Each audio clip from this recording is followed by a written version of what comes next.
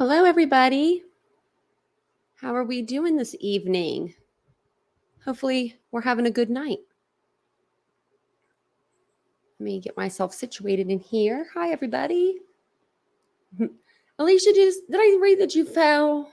Oh, my lordy. Did you trip over a dog or a horse? I thought I saw something in the chat. Oh, my lordy. I fall all the time, I feel like, which isn't good. It's not good. But I'm always tripping over. Mine's a dog. That's my problem. I have that big gray one that normally sits behind me. Yeah, that one. She likes to trip me. She'll just, she likes to stop right in front of where I'm walking. So I'm glad that nothing's broke.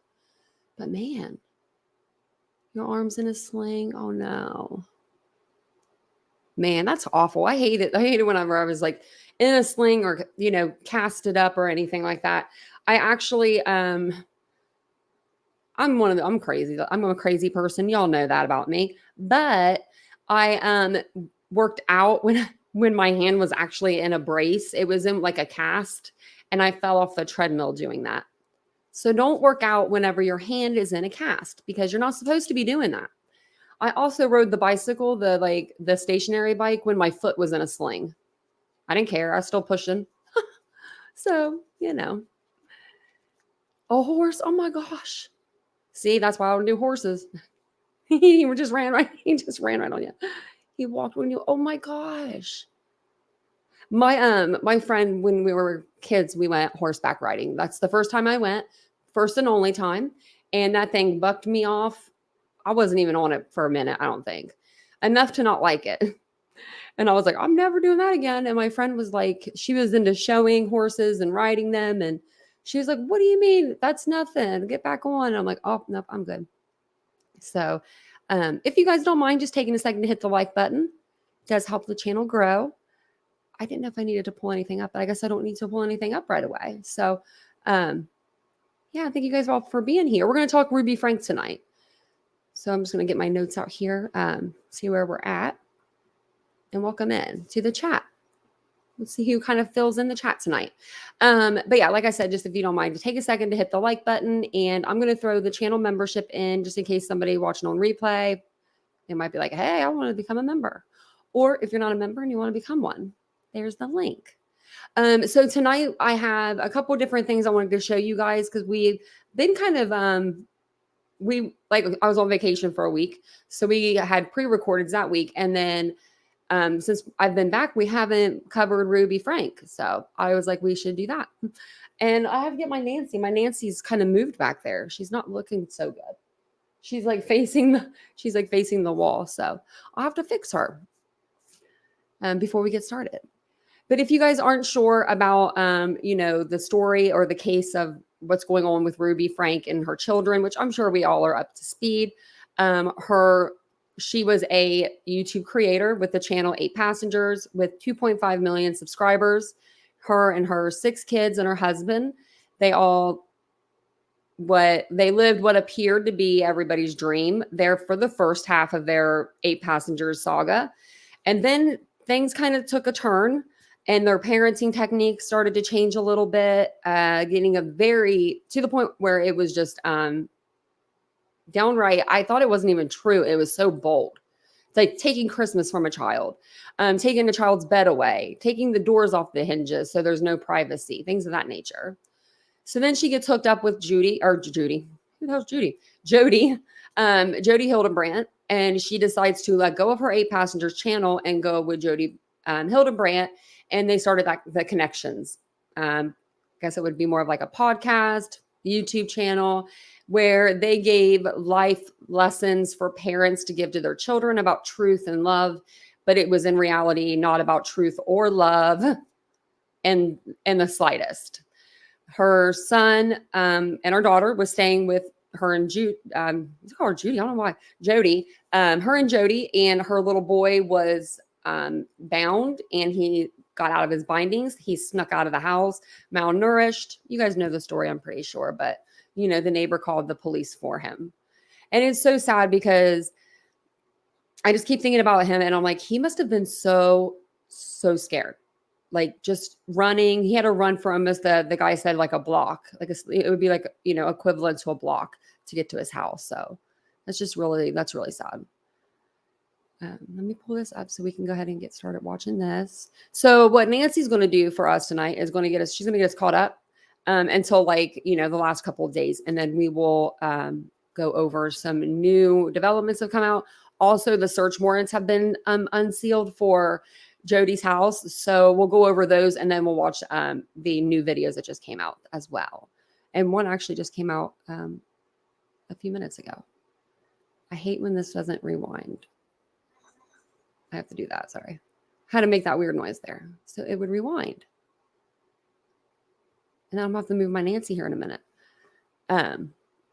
But like I said, thanks for being here tonight. We'll go ahead and we'll get started with, you know, this Ruby Franke video from Nancy Grace. Like I said, she'll get us caught up. So if you don't know what's kind of going on, or if you maybe missed some stuff because there's a lot of stuff coming out. I'm sure I've missed some stuff. She's going to get us caught up here. So I'll play this and I'll be in the chat with you guys. If you have any questions over this case, just let me know. And I figured we'll do Ruby Franke tonight and then we'll cover Idaho tomorrow. And then on Sunday, we may do Long Island again. I'm trying to get us kind of caught back up with our other cases before we go back to Delphi and dig back into the documents there. So, and I like to give you guys, you know, a little preview of what's coming ahead. It's kind of like a TV guide, if you will. I'm gonna start sending you guys out TV guides. That would be cute. I need that. But true crime doesn't do that. They don't give you like a month ahead in advance, you know, or like, you know, some like notice to where I could do that. But that'd be like a funny idea. Bring back Put the away TV guide. in jail forever. Really? You're saying that now? Well, where were you when her children, and this is a mommy vlogger that gives millions of people parenting advice. Where were you, Franke family, when she was duct taping her children and starving them? Where were you when she was keeping them hidden in the house? Now you want her in jail? Day late, dollar short. I'm Nancy Grace. This is Crime Stories. Thank you for being with us here at Fox Nation and Sirius XM 111.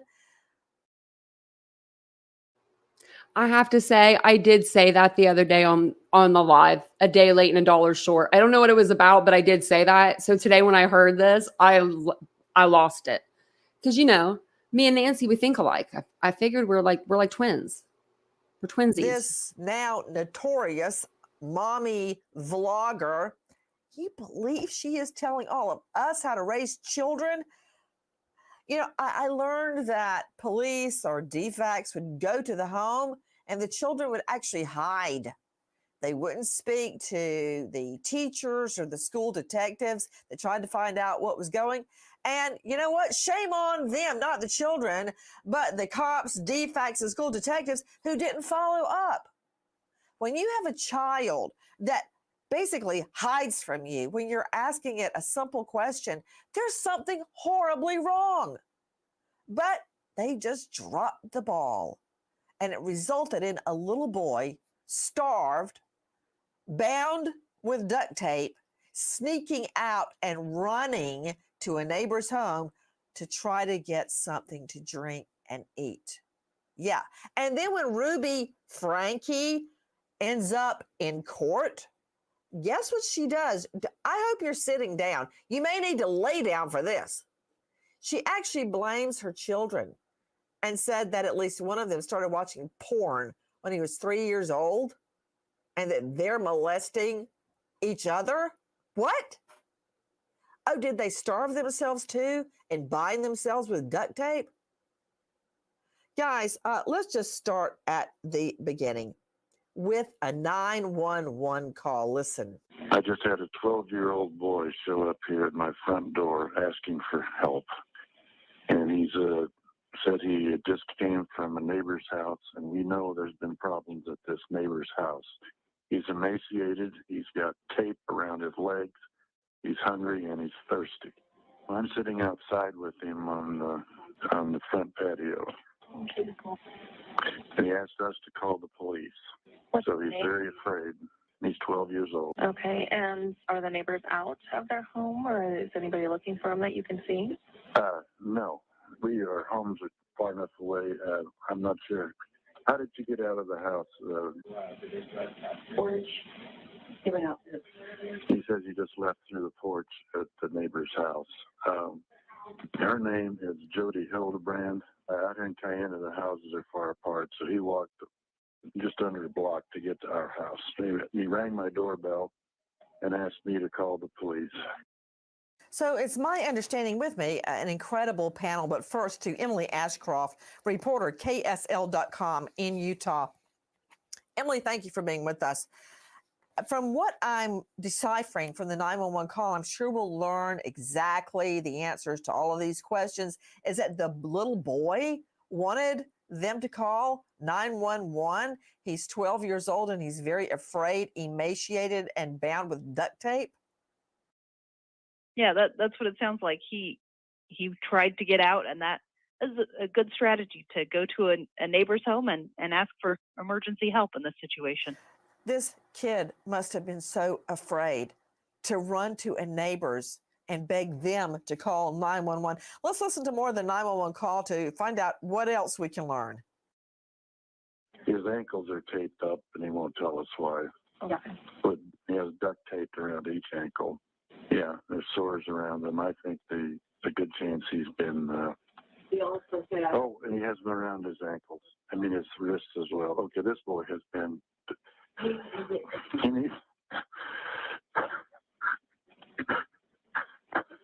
This kid has obviously been. I think he's been detained.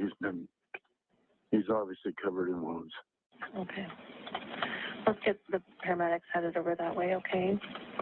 Oh, that's a good idea, too. Let's see. Has he told you where his mom or dad are? You know where your mommy and... I really got these things. Well, actually, I don't know where my mom is, but I do know where my dad is. He's not anywhere here. Really, no. Nowhere. Okay. No, he doesn't seem to. He says he knows where his mom is, but... He doesn't know where his dad is. So much to figure out right there. I want to go to Shelley Asher. Listen to all these initials: BSN, RN, NY, SAFE, SANE-P. Didn't Nancy or someone just say that he walked off the porch? Because I just was looking it up, and because I heard the window, and I just looked it up. So you know what we're talking about is Ruby Franke's son. And I think that everybody probably knows the names of their kids, but I just haven't really been saying them. But so I'm pretty sure we heard on this video that he walked out from the porch. But when I look it up, like on CBS News, so I don't know, but it says Frank's 12-year-old son climbed out of a window in Hildebrandt's residence and ran to a neighbor's house. So I'm not sure. Is it a window? Is it a door? I don't know. It could have been a window by a door, like on a porch. And then like he jumped onto the porch and he walked off of it, but I don't know. Man. Yeah, thank goodness he got out. Thank goodness he got out and he was fast enough to get to a neighbor's house before Jody found him. Could you imagine? I don't even know what would happen to those kids. Sex assault forensic nurse examiner, I know that much, forensic nurse expert with Godoy Medical Forensics, extensive background in pediatric physical and sex assault. Shelby Asher, thank you for being with us. Did you hear the male 911 caller break down in tears saying he's got duct tape around each ankle, around his wrist, and there's sores around them? That means, in my mind, he's been duct taped for a long time, and now there are sores forming. Yeah, absolutely, Nancy. You know, I wouldn't be shocked. It really, you know, there are some dependent factors. Depends, like you said, how long they've been there, how tight these were on his extremities.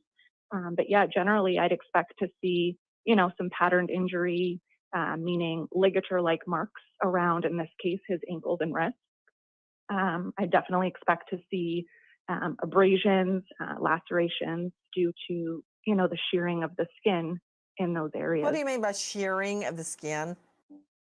The top layer kind of rubbing off like an abrasion just from that friction of having that bound his ankles and wrists.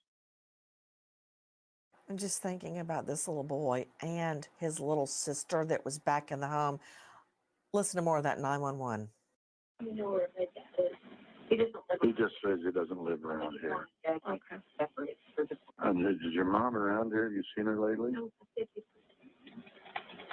He doesn't know where she is right now. What's your mom's name? Ruby Franke? Ruby Franke is his mom's name. Franke. He says, I just realized, guys, that I didn't have this like the volume up that much. So I'm going to turn it up for you guys. Sorry. You guys are probably like, I can barely hear this. So there you guys go. So it's going to be really loud. I'm going to give you guys a second to turn the volume down a little bit because I don't want to blast your ears and hurt your little eardrums. But I just realized it wasn't turned up. I was like, man, because I like it. Sometimes I'll turn it down a little bit, like lower for myself. what's happened to him is his fault. Sad to hear. They're coming to you as quick as they can, okay? Okay, You're yeah. doing really well. Yeah, I just want to make sure. He's fine. I've got him sitting here. My wife, he got him water and giving him something to eat because he's hungry, and I think the young man, he's hearing his stocking feet. So he escaped. Does he have anything with him? No, he's wearing a long sleeve shirt and shorts, and it's way too big for him. Can you tell me what color the shirt and shirt? Okay, the ambulance is here. Joining me, thank goodness, is a forensic psychologist and consultant at psychologydoctor.com, Dr. Dana Anderson. Dr. Dana, thank you so much for being with us. It really struck me when you can hear the little boy saying in the background, living separate, they're divorcing. My dad is, quote, nowhere. He doesn't know where his mom is. And even more striking, he says this is his fault. It's his fault that he is starving with his bones poking out. It's his fault he's covered in wounds. And nobody's really telling us what those wounds are. But I do know that there are open sores associated with the duct tape on the wrists and the ankles. And at one point I read across his body, which I'm taking to mean the waist or the chest in some manner. I know those are wounds. Other accounts say open wounds. But he says it's all his fault. Okay, you know what? If someone asked my children right now, where is your mom? They would say she's in the studio. I wouldn't have to tell them where I am. They know where I am. And I know where they are. According to where I left them this morning, and according to Life 360, which I monitor constantly, if someone asked my children, where's your dad right now? They would say he's at his office. We know where each other is supposed to be. So one, he doesn't know where his mom is. He doesn't know where his dad is. He says dad is nowhere. And he thinks all of this is his fault. His fault. You know, it reminds me of battered women. It's always their fault. They're getting the hell beat out of them. Sometimes the life beat out of them. When I worked at the Battered Women's Center, I remember when one woman got a horrible beating that landed her in the hospital. Her husband said he wanted Mexican for dinner. She made tacos, and he beat her because she made enchiladas. Wait, he wanted tacos, she made enchiladas, something like that. And she thought that was her fault. So help me out here, Dr. Dana. Yeah, it's just heartbreaking to hear that 911 call and just putting myself in his position. That boy you know, it was brainwashed, just like you said, like battered woman syndrome, just that battered syndrome. So over and over, they're being led to believe that it's their fault, that there's something wrong with them, that something that they're doing that they need to stop. And that's why they're being abused. And that they have to rationalize the punishment. And then this is what you often hear in victims who have just been beaten down emotionally and psychologically over time. They try to cope and rationalize, make sense of it. So confusing to your brain why this is happening. So they can say, well, it's my fault. If I wouldn't have done that, if I could have done better, but I did this. And Why do people do that? Why do they think it's them? Like, oh, my husband cheated. That's my fault because I'm overweight. No, it's not. It's not your fault that he did that.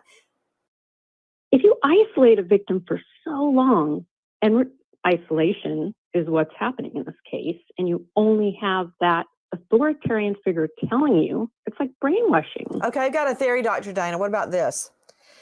You can't accept that the person you love so much is a monster. Okay, here's an example.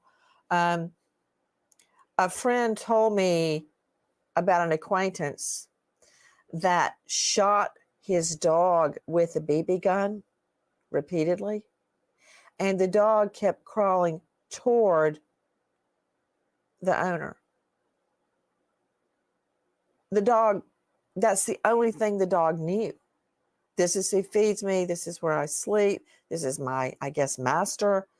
And even though the guy was shooting him with a BB gun, the dog would crawl toward the owner. And I've never understood that. And when I'm thinking about this, how awful it must be for a little child, a baby, to accept the mom has left me alone. The mom is starving me. The mom bound me. I don't know where she is. I don't know where my dad is. And so they blame themselves, because sometimes that's easier to blame yourself than to accept your whole world's falling apart. I'm gonna kind of disagree with that. I'm gonna say he was saying it was his fault because just in case he had to go back there, he didn't want any. He was scared. I think he was terrified. That's why he was saying it's my fault. It's my fault. It's my fault. Because that's usually when you blame yourself. Like when I mean, it's manipulation. That's the beauty of manipulation, I guess. And it's his mother. Just think of that, like his mother. And Nancy's right. Why didn't he know where his mom was? Why wasn't he aware of where she was? Was he away from her, locked up for so long that like things happened and she just left and didn't see him in the meantime to like tell him like, this is where I'm going? That's very strange, because Nancy's right. When I was younger, if you were to ask me where my parents were, I would be able to tell you exactly where they were probably standing at that exact moment. Even like they were like clockwork. Oh, really? She would disappear for weeks at a time? Oh, wow. What she would. We're going to get to those new updates. Oh my gosh. Some of them I haven't seen. So like one of them just came out right before the live. So thank you, Jan, for the super sticker. I appreciate that. Oh, I like looking at the little thing. The little emoji. Thank you. And thank you, Kim, for becoming a member. Or you're already a member. You're a member for 1 month. Look at that. I love that. I knew you were a member. I just saw you in the green. So, okay, I'll go ahead and turn Nancy back on, but I wanted to point that out. Look, I got her. That's a good face on Nancy. The one person you love hates left you. them with her. It's so terribly conflicting, because this is also the mother, the person that's supposed to be nurturing or has nurtured you at times. This is a person that's supposed to feed you and has before. They need that person. They're reliant on them, as babies or children are on their parents. This poor kid, his whole world falling apart. Well, the little boy says, my sister's still back in this home. So the cops finally show up and do something instead of looking in the window and see the children cowering and do nothing. Take a listen to our friends at KUTV. The neighbor clearly moved to tears. This boy has been.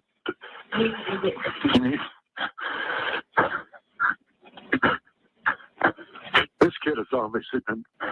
I think he's been detained. He's obviously covered in wounds. Once officers arrived, this is what they discovered inside Hildebrandt's home. There's a panic room inside the garage, downstairs underneath the garage. Yeah, some of that audio you just heard is when law enforcement appeared to be trying to find some of the boys' siblings. Okay, who is this person?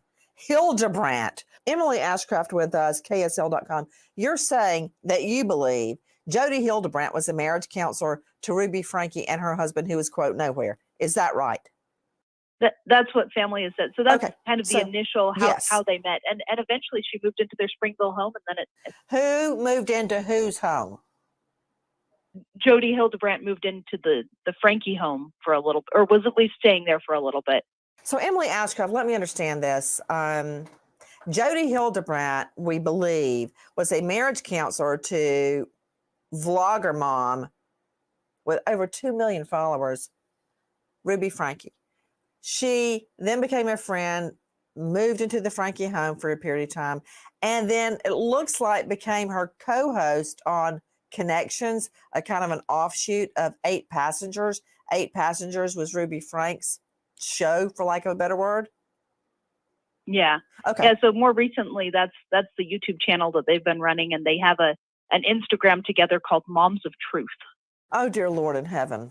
Okay, I'll tell you what I know about this friend, co-anchor, Jessie Hildebrandt speaks out. This is Jodi Hildebrandt's niece. I want you guys to take a listen, if you can stand it, to our cut 78. This is Jodi Hildebrandt, the marriage counselor, describing what happened to her. Listen. I was forced to sleep outside in the snow. I was, like I said, isolated for up to 12 hours a day. If someone spoke to me directly, if I wasn't wearing duct tape on my mouth, I had to just stare at them and not respond, because she also had systems of people that would report back to her if I broke any of these rules. And her whole thing, which is deeply, darkly ironic, is that everything stems from shame, and how horrible shame is, and that all of the reason, like all of mental illness, all tics, so like OCDs, addiction, everything stems from shame, which is just horrifying, because she is the greatest perpetuator of shame. And this is who Ruby Franke has with her children? Okay, also on our panel is Executive Director, Utah Crime Victims Legal Clinic. It's a nonprofit who represents the victims. Former county prosecutor Heidi Nestle is with us. Heidi, thank you so much for being with us. So the children are starved. They are covered in open wounds. They are duct taped, at least at the wrist and the ankles, and, quote, across the body. The little boy says dad's divorcing. He's, quote, nowhere. I don't know where mommy is. And they're in this home with this woman who's, I guess her theory is to shame people into a certain behavior. What happened? I know there have been many calls to this home. Why are the children still there? Well, that's an excellent question. I mean, these are the most serious physical charges, physical abuse charges that we have in Utah, what they've been charged with. And so it makes sense that this did not just happen overnight. This abuse was going on for a long time. And it does call into question, you know, who saw what, especially as far as Ms. Hildebrandt is concerned. The reason she's been charged for the exact same crimes is because in Utah, we have accomplice liability, that if you aid or encourage someone to commit a crime, that's as if you're committing the crime yourself.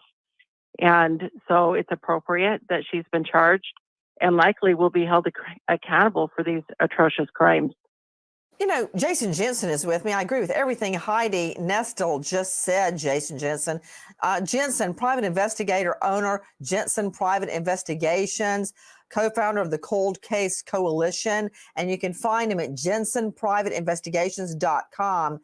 Don't you see a similar transaction happening? You've got the adult niece of Jody Hildebrandt saying, I wasn't allowed to speak to anybody, I had duct tape on my mouth.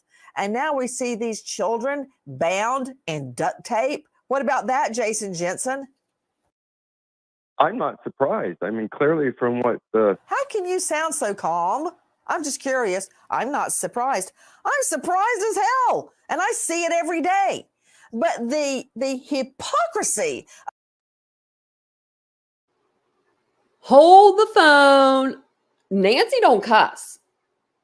Nancy just said hell.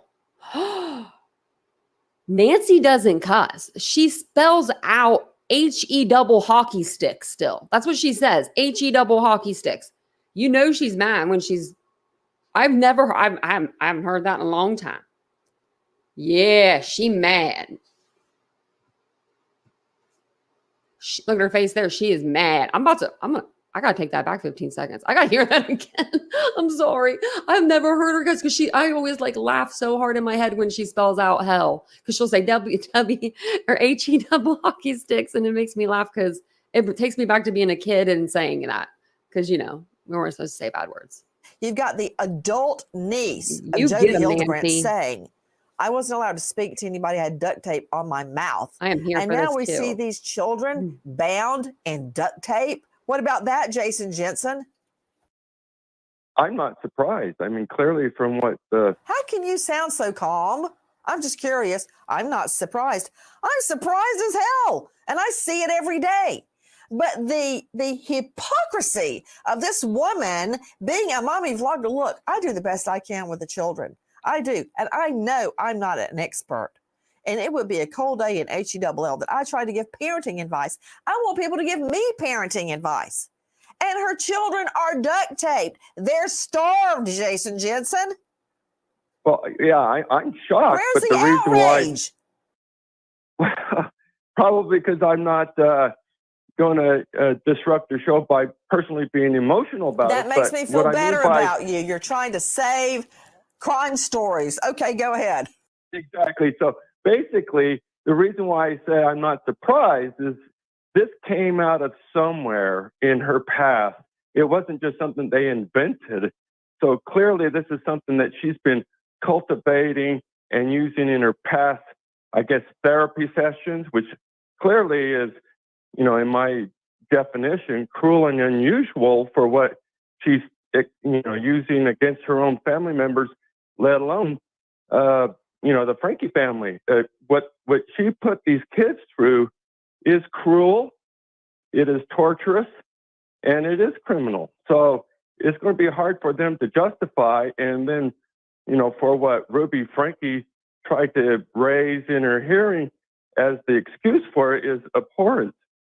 Guys, you're not going to believe what you're going to hear next. It's not just Ruby Franke. It's not just Jodi Hildebrandt.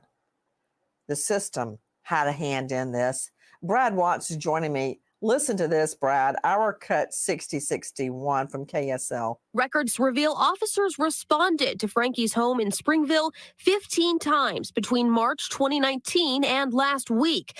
In April 2022, records show DCFS asked Springville PD to drive through the neighborhood. In September last year, Franke's oldest daughter asked police to check on her younger siblings after hearing from neighbors that Franke had left them home alone in Springville for days. According to police records, the kids were seen through the windows but would not answer the door. But neighbors told officers Ruby Franke would leave her children home for extended periods of time and go to St. George to spend time with her friend, Jodi Hildebrandt. Records show police went back to the Springville home 4 more times after that to assist DCFS. But nothing was done. And when school members tried to speak to them, nothing was done. Nothing at all. So the children continued to starve and be bound. That's not all. Take a listen to our friends at KSL. This is Shelby Lofton. Neighbors told me everyone noticed the Frankie's windows being covered in paper earlier this year. We drove by the Frankie's house today. No one looked like they were home, but the front door, which looks like it's cracked, is covered in several strips of black tape. Neighbors told us Kevin Franke, Ruby's husband, moved out of the family home about 1 year ago. Kevin Franke is now back at that address. So, Brad Watts, licensed professional counselor, certified sex offender treatment provider, specializes in sibling sex abuse. And I want to talk to you about Ruby Franke's claims that it's all her children's fault that they're abusing each other. He's the author of Sibling Sex Abuse, America's Silent Epidemic, and you can find him at bradwattslpc.com. Brad, what do you make of the fact that police didn't help, DFACS didn't help, the school detective and counselors, they didn't help, and the neighbors, they all noticed, they all knew something was wrong, but they did nothing. This, Nancy, this is just mind-blowing. I mean, one of the first things that popped out to me, excuse me, is the fact that they didn't do their due diligence on anything. It's a complete failure. And I would think just anybody kind of around or familiar, you make those calls and then you go in and investigate in the home. And the fact that all these different opportunities that they dropped the ball on this is just really horrific. And you know, we see the results with the kids. I can't help but wonder, with all these different calls, all these different people, you know, seeing red flags from the family, why in the world this wasn't investigated. So I'd really be interested to hear what their excuses for this is. Denying the children food and care, leaving them alone for days. If this woman wasn't famous, you don't think she would have been arrested by now? All you have to do is listen to her on her 8 passengers, or now the new connections with her hench person, Jodi Hildebrandt. Take a listen to Ruby Franke on 8 passengers. I just got a text message from Eve's teacher, and she said that Eve did not pack a lunch today, and can I bring a lunch over to the school? This happens quite often when you're raising children, because I know that her teacher is uncomfortable with her being hungry and not having a lunch.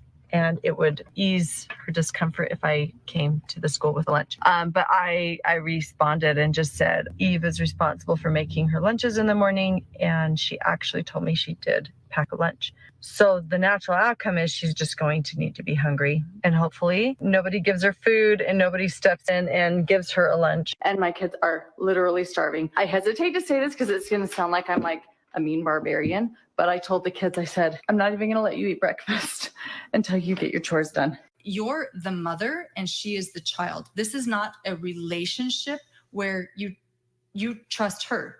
That's not your job as a mother. I was going to say something, but never mind. I'll let it. I'll say here in a minute. In fact, your job as a mother is to constantly be scrutinizing her, to constantly be judging her choices against principles. That's Ruby Franke speaking on a podcast late last year for Connections, a life coaching platform founded by her business partner, Jody Hildebrandt. There at the end, you're hearing our friends at KUTV, and, you know, Dr. Dana, all I can think about is my son and my daughter, John David and Lucy, how hurt they would be if I spoke to them that way. If I denied them, if they didn't have food, and I said, no, you're not eating. You forgot to fill in the blank. If I treated my daughter this way, my job, to constantly be scrutinizing her and judging her choices? Who are these people? I was struck by the fact that she found, the little girl that wasn't having any food that day was 6 years old. Okay. I was also struck when she refused to let some of the children have Santa. The 2 youngest children. And I just wanted to point this out because I'm not from like an abused home or anything, but don't people that normally abuse their children, they're not, I mean, they're dumb. That's a dumb thing to do, but they're smart enough to not blast it over the internet or like tell people. Normally when kids are being abused at home, isn't it very like secretive? I feel like a lot of this stuff was out there and nobody was doing anything about it. I mean, including myself, because I've seen stuff before, like I watch like a couple channels that they do stories over family channels, and they were talking about her months and years ago about the Christmas thing, about the food not being brought in for lunch. And I really thought in my head that if this is YouTube, this isn't true. Like in my head, that's what I thought. But it is true. All this stuff was true. Her daughter, Sherry, has been saying stuff for years. And it's true. It was all true. You would like, so I don't know if you guys knew, like, don't normally like people that are like abusive, like they want to keep that side of them a secret. Yeah. See, and people figured it was for content. That's what I thought, Nikki. I really did. For the most part, I did. I didn't really watch her channel. I just saw it through like this other channel I watch. And I only watch this other channel just because it's something different than true crime, you know? And the person's really funny. So that's how I kind of knew about her before all this happened. On Christmas morning, take a listen to our cut 28.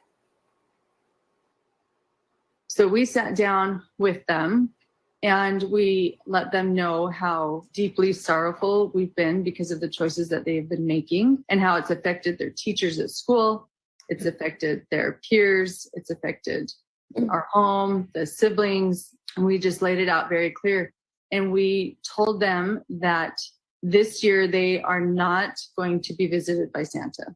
We let them know that Christmas morning, their 4 older siblings will be getting Christmas presents to open, and that they will have the gift of love from their dad and I. Yeah, I wonder why he left. But that said, he didn't just leave her. He left his children to starve in a hellhole. Back to Emily Ashcroft joining us, KSL. So I understand that Ruby Franke, this famous mommy vlogger, appeared in court. And in court, she somehow shifted all the blame. Did she not? Ruby Franke actually appears in court and astonishingly blames her own children for their suffering, even claiming that her children watched porn at age 3 and that one child molested many other children, sex molested them. Listen to our friends at Crime Online. Shocking stories continue to follow Ruby Franke and Jody Hildebrandt as family members speak out and share their personal frustrations with the women. But the most shocking thing so far has to be from Ruby Franke herself. The Daily Mail reports that in court, Ruby Franke sobbed as she appeared for a shelter hearing for 4 minor children to determine custody. Speaking between sobs, the mother of 6 claims that one of her minor children sexually abused their sibling and molested several other family members and children in the neighborhood for years. I find that really difficult to believe. And I'm going to go to our expert, Brad Watts, who has written Sibling Sex Abuse, America's Silent Epidemic. If this had been going on for years, it's very hard for me to believe that a neighbor had not reported it. I would be lying on the police HQ steps screaming for justice if a neighbor attacked one of my children, a neighbor child. Yeah. I don't believe this for 1 minute, especially given the other circumstances that the children are starved, bound with duct tape, and have open sores. Yeah, Nancy, absolutely. There's all kinds of red flags that just incongruent with everything in the home. Yeah, it doesn't appear in any way that would happen, in my opinion. Just because, one of the red flags to me is a 3-year-old looking at porn. So she's presenting it as her 3-year-old child is seeking out porn. Well, a 3-year-old's not able to seek out porn on their own. They would come across it, or it'd be shown to them. And then just with the strict abusive nature in her home, how is that happening? And I agree with you, how is a neighbor, if he's doing it to all these family members, all these different neighborhood kids, in my experience, it gets reported, it's talked about, it's brought up. And then she's just keeping that, to herself and all that. I don't buy it. I just don't buy it at all in any of the experience I've had. It doesn't make any sense to me. Heidi Nestle is joining us from the Utah Crime Victims Legal Clinic. And all the years I have prosecuted and investigated child molestation, I've never in my life heard of a 3-year-old going to the TV and finding porn and watching it. That is a lie, Heidi. You're absolutely correct. I mean, as your panelist just said, it either didn't happen or the child was presented with it or exposed to it by someone who is older and can make those kind of searches. This just doesn't make sense. The legal argument to say, I'm absolved from responsibility or my responsibility is mitigated because there was this sex abuse going into the home, that doesn't make sense legally to make that argument, because as the parent, you have a legal and moral responsibility to protect your children. And in Utah, we have mandatory report laws. So if this had been going on, the parent is responsible at some level. And so it doesn't make sense legally for her to be making this argument. If anything, it aggravates the situation as opposed to mitigating her liability. I want you to hear what happened when a school resource officer attempted to speak to the children. Take a listen to our cut 76. A school resource officer attempting twice to talk to the children, once unsuccessfully at school and again later at home. When he asked to talk to them, to the mom and the children, they all went in the house, locked the doors, and would not respond to any of our attempts for contact. It's very concerning when we hear that there were this many people that sounded the alarm, that there might have been something happening at this home. So you were hearing from our friends at GMA. So I'm not sure how this goes down. The school resource officer says he tried to speak to them, but Ruby Franke and her children all went in the home and just locked the door. That the children went silent when he tried to speak to them at school. So what, they just drop it? Just, okay, yeah, I can't talk to them. Never mind. That's over. Case closed. Also, Ruby Franke's home is covered. The windows are covered with paper. No one can get to them. They're locked in the home and no parent is home. But I find it really hard to believe, I'm going to throw this to you, Jason Jensen, that the school resource officer just dropped it because the mom wouldn't speak. They don't have a homeowners association there with some paper on their windows. Like, I mean, how did she do that? That's weird. That's weird. I don't know about that. Because homeowners association would be like all up on that, wouldn't they? Like the neighbors. My mom, I mean, like if the blind was up or if it was like one was going the opposite way, it was the worst thing to her because you could see that from the outside. And she's like, heaven forbid, like if you see the blind like that, what do they think we live like in here? Animals? But so that's what I was thinking about the paper, but that is terrifying. So she's putting paper up on the wall or on the windows. She could have been telling people she was doing that for lighting for their YouTube channel. So that could have been like one of the excuses that she used, but that's very, very strange. So yeah, it's pretty well not uncommon. I mean, typically here in Utah, when a resource officer or a police officer tries to interview a child at the school, the child does have that ability to refuse to speak to the officer about something at home. Oftentimes it's because the child is instructed not to engage with any form of police officer or something like that while at school. So you would think that that would pose a red flag for the investigator. But I've read many of reports where that's actually occurred here. But they just let it go. Guys, I want you to hear more of this mommy vlogger with millions of people taking her advice, Ruby Franke. Take a listen to our cut 95. Go win. We are going to a movie, so go get on your shoes. What is it? What? Does it even matter? If someone asked me if I wanted to go to a movie, I wouldn't ask, what is it? Run and get your shoes or you're going to not go. Hurry. Everyone run. Hey, this is Ruby. I was wondering, is Brooke available to babysit? Sorry. Oh my gosh, that sounds amazing. What a good idea for spring break. Mom, I'm really sorry. I am not taking Eve, unless you come and give me a huge apology. It just hurts me to hear the little baby. I mean, you can tell she's, what would you say, Jackie, 4 or 5, maybe? If that, crying, saying, Mommy, I'm sorry. And now listen to this, 96. You come give me a hug and you come say you're sorry. No, again, where I can pay attention. It was not very thankful of you. I was excited and I told you to go get on your shoes and your jacket to see a movie. And you should say, okay, and be grateful instead of, well, what movie? Well, I don't know. Let me think about it. That's not very grateful. And I'm not going to take a girl who's not grateful. Can you show some more gratitude? Okay, give me a big hug.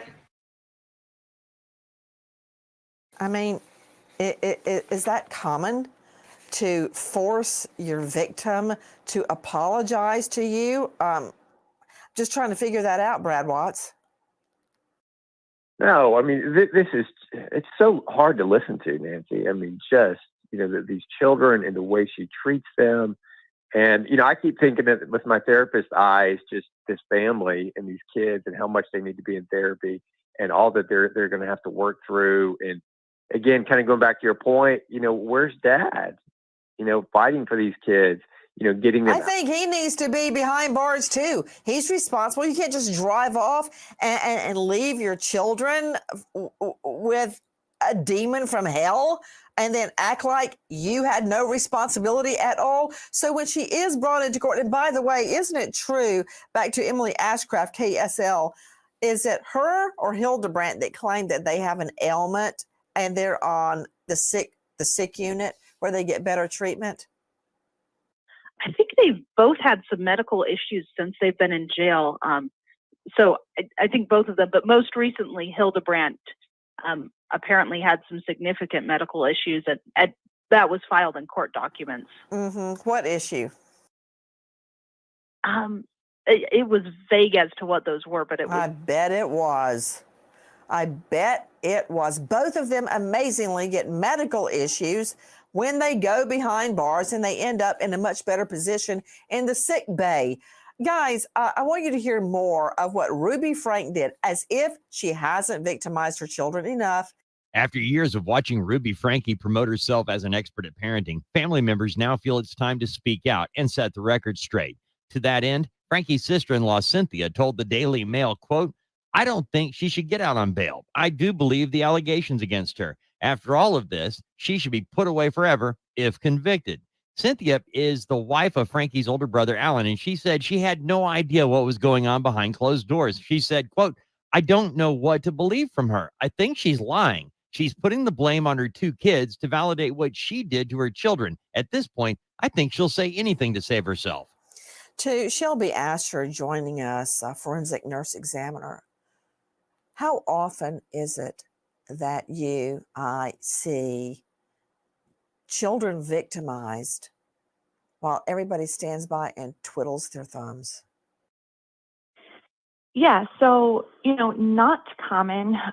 Obviously, with children, it does take years and years for them to come forward in regards to sexual assault. That's because mostly of fear.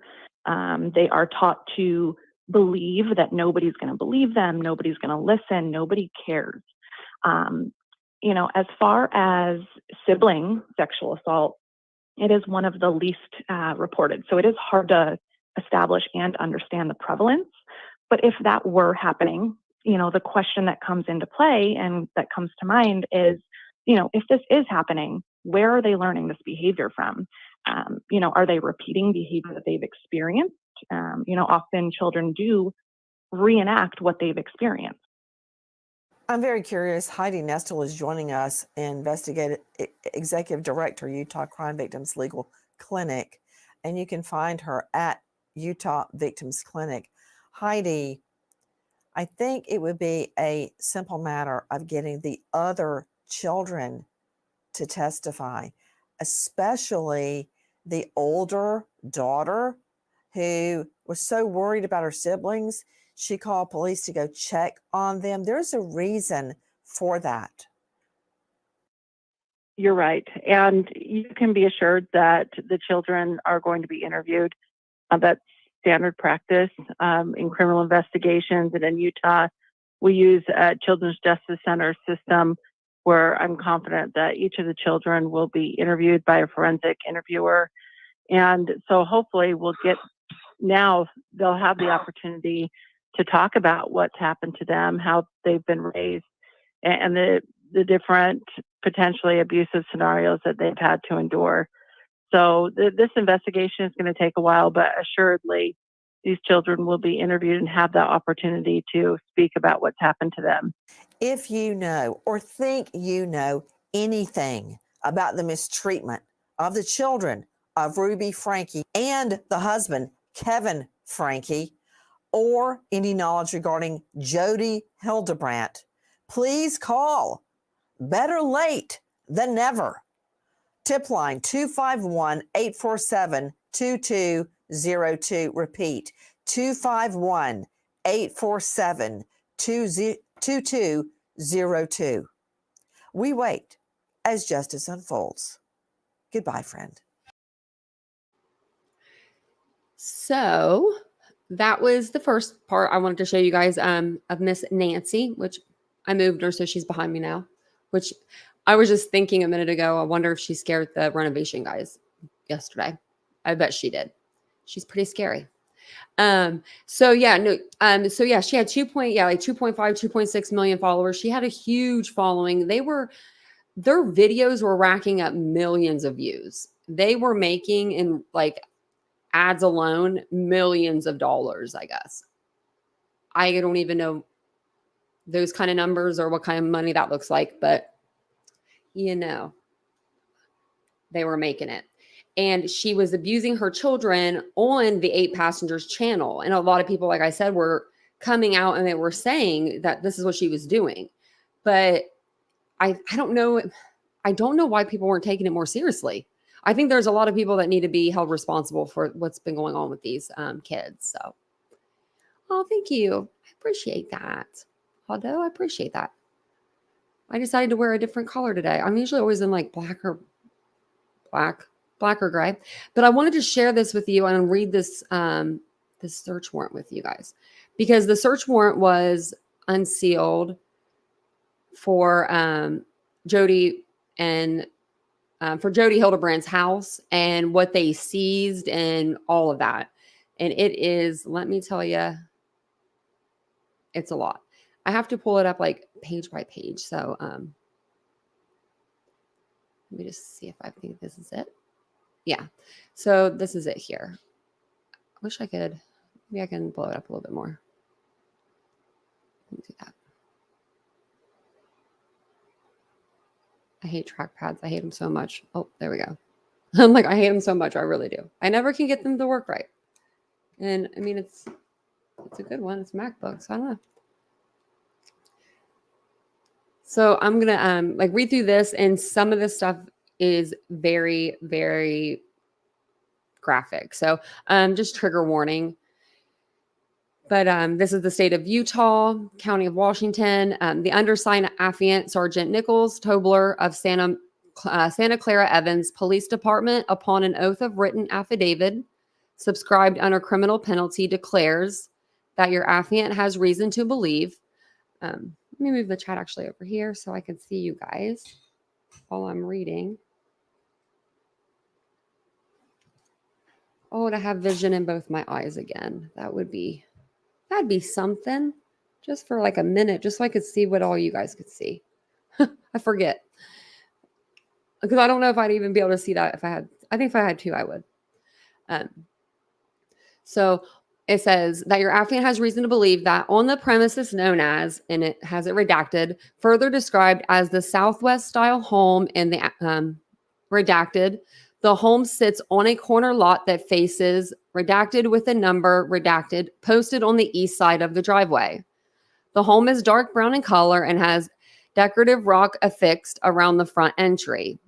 The home has a dirt/rock driveway that leads off a redacted and up to the driveway. On the person described as Jody Hildebrandt, date of birth 6/18/1969.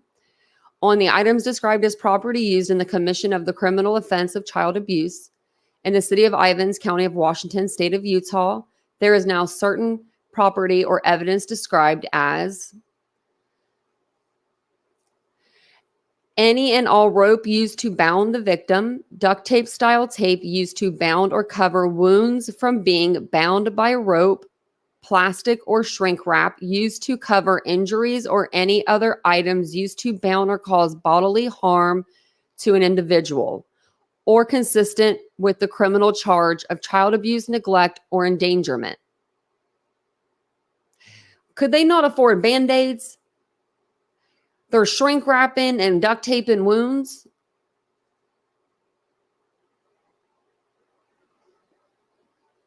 Like covering their wounds with some shrink wrap. Like, you can see through shrink wrap. Like, that's so bad,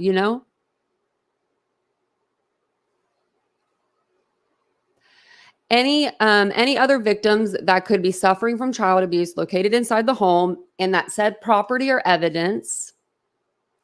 And I have to go to the next page. So give me just 1 second here.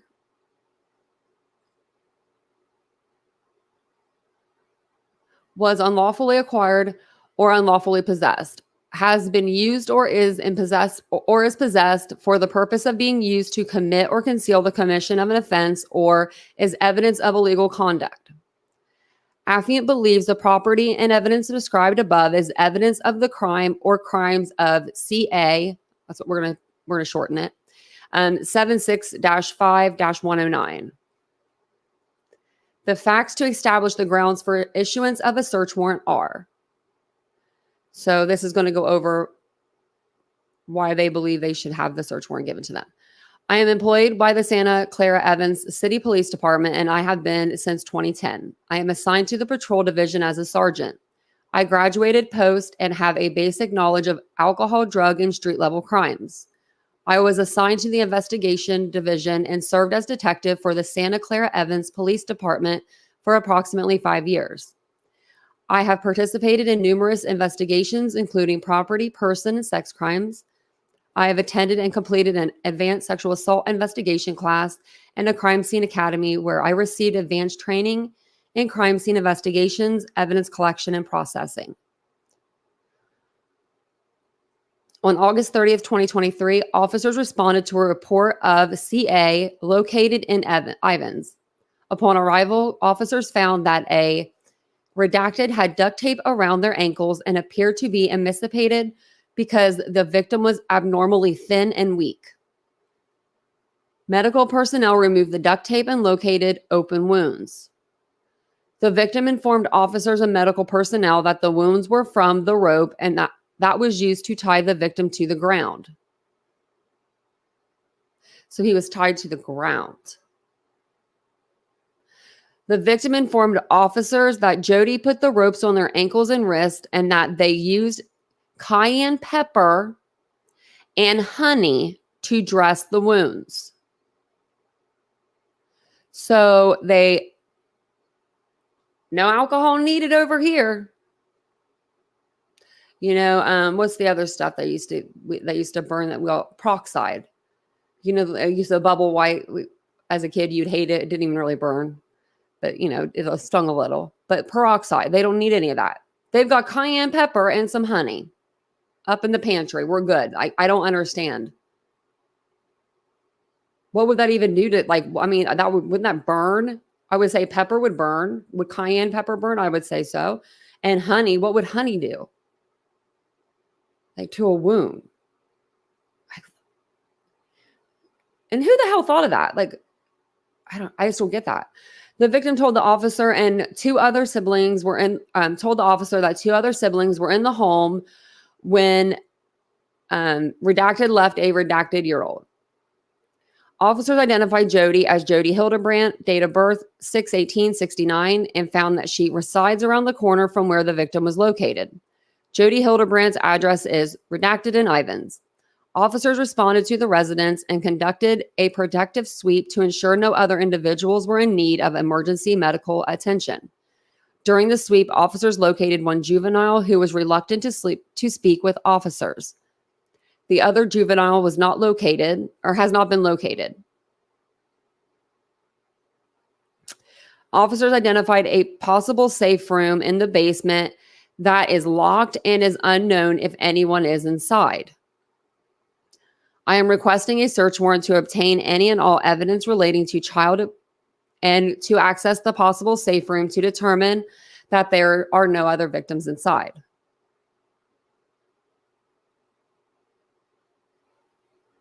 Just getting the next page for us here. And it says, wherefore your affiant prays that a search warrant be issued for the seizure of said items in the daytime. I declare under criminal penalty of the state of Idaho that the foregoing is true and correct. Executed on August 30th by Nicholas Tobler.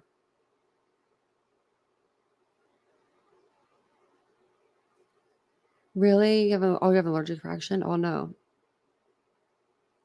It does sound like something like torture.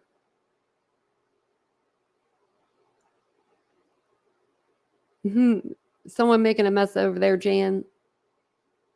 Is it the hubby? Is he making a mess? Someone's making a mess over here. Sounds like something I say about Vincent. Poor Vincent.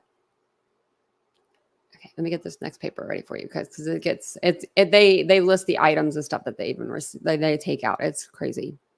So this is the search warrant, County of Washington, State of Utah. To any peace officer in the state of Utah, proof of affiant made upon oath or written of affirmation subscribed under criminal penalty of the state of Utah, having been made to me by Sergeant Nicholas Tobler of Santa Clara Evans Police Department this day, I am satisfied that there is probable cause to believe that on the premises known as redacted, further described as the Southwest style home in the redacted, the home sits on a corner lot. And I'm just going to tell you, it just describes the drive or the house right here. So we're just going to kind of copy that or like go over that part since it's all redacted. So on the persons, Jodi Hildebrandt, on the items described as property used in the commission of a criminal offense of CA. In the state of Ivins, County of Washington, State of Utah, there is now certain property or evidence described as, is this the same thing I just read? Yeah, it is. Why am I reading the same thing over again? I'm going to read it over. I think it's because there's two of them. Okay.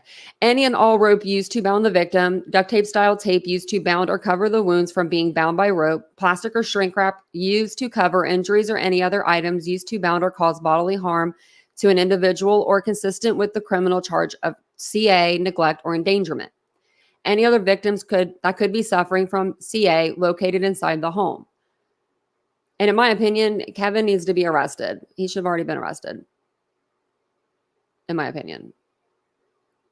Okay, yeah, so that's the second one that this is. So, let me open up this one and we'll show this. And it says, and that said property or evidence was unlawfully acquired or is unlawfully possessed, has been used or is possessed for the purpose of being used to commit or conceal the commission of an offense or as evidence of illegal conduct. I'm trying to find, there it is. This is the paper that lists out the personal property that that they took. Okay, so return to search warrant, and this is for Jody. The personal property listed below or set out in the inventory attached hereto was taken from the person of Jody Hildebrandt, date of birth, you know it, by virtue of a search warrant dated the 30th day of August 2023 and issued by Magistrate Carlin S. Meyer of the 5th District Court, St. George Department. Scott's tape and saran wrap, miscellaneous papers and sticky notes, journal, a bowl containing a red liquid with a metal spoon, two super absorbent dressings, Cobain bandage, Cobain bandage, 2 white ankle socks, Cobain bandage, 2 white ankle socks, a bowl containing a red liquid with a metal spoon, a brown and white rope, black book, a brown and white rope, 2 handcuffs, and 3, what are those, carabiners? Miscellaneous paperwork, and a blue folder. Wonder what the paperwork is. They took that for a reason. Like, I mean, even if it's miscellaneous, that's weird. So yeah, they took some stuff out. I, Sergeant Nicholas Tobler of Santa Clara Evans Police Department, by whom this warrant was executed, do swear that the above listed or below attached inventory contains a true and detailed account of all the property taken by me under the warrant on the 30th day of August. And it just says that it'll remain in his custody. Let me exit out of some of these other windows. Same.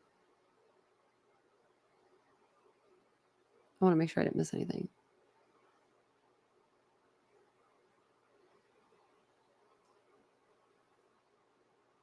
I think that was all of it. Yeah. Nope, it wasn't. Just kidding. They got some more stuff. So they did take another search warrant. They did get it. Let me read it off. Okay. The personal property listed below or set out in the inventory attached hereto was taken from the person of Jodi Hildebrandt, Ruby Franke, by virtue of a search warrant dated the 30th day of August 2023 and issued by Magistrate and Myers of the 5th District Court. An Apple MacBook Pro, an Apple iPhone, an Apple MacBook, an Apple MacBook, an Apple MacBook, wow, an Apple iPhone in peach and color, an Apple iPhone, and an Apple MacBook Pro. It's a lot of MacBook Pros you got there, MacBooks. Sergeant Hobler of Santa Clara, says that that's all true and that he'll keep the property. So that's what we have as of now on that. Now, Kevin Frank's attorney is coming out, Randy Keister, and he believes that the Franke family was brainwashed pretty much by Jody. So we're going to see what they have to say about themselves for this one. This video just came out, I believe it was last night. So I don't know if you guys got a chance to see it, but I'll share this one with you here. And if you guys wouldn't mind just taking a second to hit the like button, it does help the channel. And I appreciate you guys all being here tonight. We're getting us caught up with the Ruby Franke situation. Because we have a lot of cases to get caught up on, I feel like. We cover a lot of cases on the channel, though, so that's probably what it is. But we like to do that. Kester maintains Kevin Franke had no idea his children were in trouble. And some critics are saying, how could you not know? How That's could a you lie. spend this much time without speaking to your kids? What does he have to say about that? He was following the advice of who he thought was a professional mental health expert, telling him to stay away. The only way to save his family was to stay apart from his family at that point, while he thought they were working toward reconciliation. He had no idea that there was this kind of abuse going on. She was telling him that everything was blissful and everything was wonderful. That, in conjunction with the fact she didn't tell him that she'd taken the kids to Southern Utah to be in Jody's home. He would have resisted that, but she didn't tell him. He was being advised by his mental health care professional to stay away from the family and not contact the kids. Kester does say before his wife's arrest, Kevin Franke received counseling from Hildebrandt. During the separation, Kevin was attending men's groups that were facilitated by Jodi, and during those groups, he was being downgraded and diminished, and told how bad he was, and that he needed to repent, and that the best way to repent was to not infect his family with his problems, and so that's why you need to stay away. He wasn't the only one in those men's groups that was undergoing exactly what he was undergoing at her suggestion and recommendation. Just so I get a better idea of what these men groups are, would that be, I mean, what would that entail? They're going to like a group and kind of talking about things. Who are the people who are kind of like laying down the law, so to speak? Jodi. And they were Zoom meetings. I don't think they ever met together personally, even though maybe a sponsor of someone would meet personally, but sporadically. Kester says because of this counseling, Kevin Franke believed his relationship was on the road to recovery. They were working toward reconciliation. There was no separate maintenance documents. There was no divorce filed because he was being led to believe they were working toward reconciliation. He wanted to be back with his family. He wanted to be back with his wife, but was being told by Jodi and by Ruby that in order to repair all this, you need to stay away. And was being told that, hey, with you away, everything's blissful. The kids are doing well.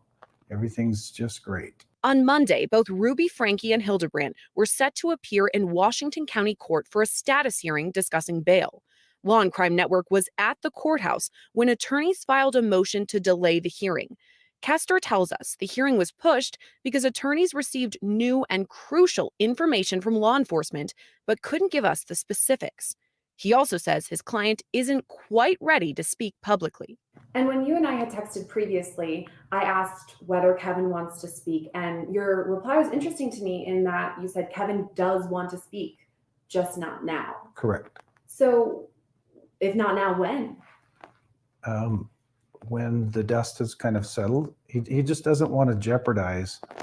He doesn't want to say something because we've committed to the court. We're not going to disparage any of the family. And Kevin's gone above and beyond that. He's not only not disparaged anyone, he's reaching out to try to bring this family closer together and to. He hasn't been doing shit.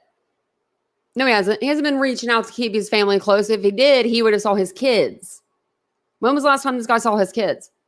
Because I heard Summer, like they were just with her over the summer, but to be malnourished like that, that takes a lot of time.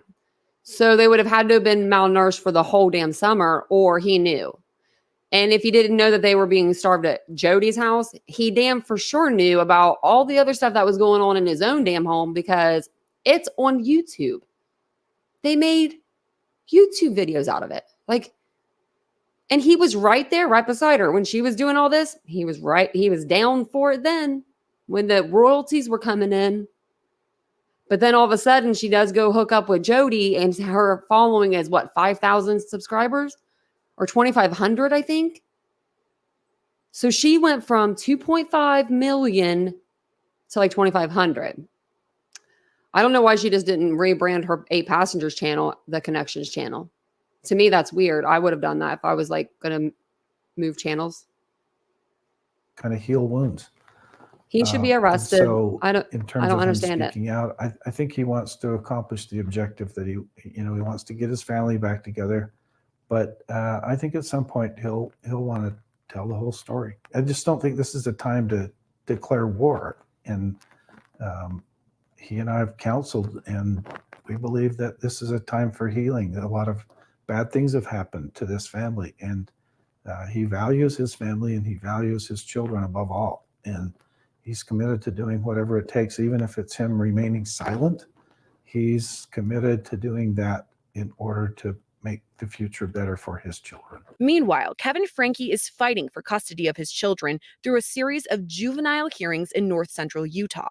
Kester tells us those hearings may not remain public for long. It's pretty much just scheduling. The court is taking under advisement a motion to seal the proceedings. and to restrict certain people from the courtroom, and probably a pretty broad swath of people, just to protect the privacy and confidentiality of the things that we're discussing involving the children, because they have a right to have their privacy needs met. And I think it's a good thing. As Law and Crime Network reported, shocking allegations came out of a previous juvenile hearing when Ruby Franke appeared virtually. She claimed one of her children started having problems at age 3 when they began looking at pornography. While Franke didn't mention the child by name, she alleged her child sexually assaulted one of their younger siblings, which led to that child sexually assaulting other kids. Kester says his client would prefer if future hearings are closed off. He thinks that it serves his kids' best interest to give them as little of publicity as possible. I mean, I think it was very damaging the last time when the reporter snuck into the courtroom and then divulged very, very confidential and information that Mrs. Franke stated about one of their children. And I just think that was damaging to everyone. It was especially damaging to the child. So I think that's the kind of thing the court's trying to prevent.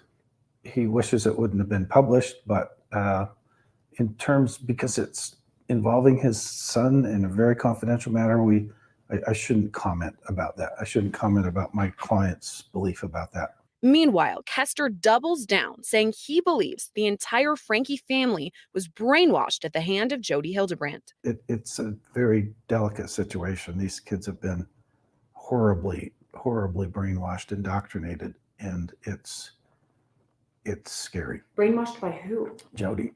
Do you believe that Ruby was brainwashed by Jodi? Yes. And I say that because everyone, the focus has been on Kevin. Where was he? Why was he absent? How does that all happen? So he was doing that at Ruby's direction, who I think was being directed by Jodi. This is the way that you've got to repair your marriage and repair your family. So they were all sort of kind of being manipulated. And this is just my opinion, by Jodi. And I think she knew what she was doing, and it was causing significant damage. And so when Kevin's critics are out there saying, where was he? He was acting at the direction of what he thought was a competent mental health care provider and advisor. And to me, the better question is, what kind of mental health care provider would advise a family and a husband and wife and a husband and or a father and children that this can repair your family if you just stay away from each other? You don't go to a mental health therapist for that. You go to a damn marriage counselor. Okay? There, buddy. I don't like this guy. I don't like him at all. He's making too many excuses for that Kevin. And I don't even know, that guy shouldn't even show his face like anywhere ever again. I don't even know why he's even near the courthouse. I wouldn't even go. He shouldn't even try. He didn't try for 13 months to see his kids. Why are you trying now, buddy? Like, really? Because you didn't talk to your child on the phone? I'm sorry, but if my mom was abusing me and my daddy called me on the phone, I would get the message to him somehow that I'm in trouble. I don't know how I would. I mean, if I couldn't just downright out, like say it, because mom's standing there, I would say little things like, Mom, why are you standing so close to me while I'm talking to Dad? Like, I don't know. I would make up things. Like, I would make subtle hints that I am being told what to say. It is crazy. Really, the church referred him. Oh, my Lord, have mercy. Well, of course they did. They needed a marriage counselor. They needed some therapy on their own, but And I'm confident that she told that to Ruby. I'm confident that the children are being told that, and Kevin was certainly being told that I know what I'm doing. You need to stay away. Do you believe that Kevin was brainwashed as well? I do. He's a bright guy, but he was desperate to save his family and save his.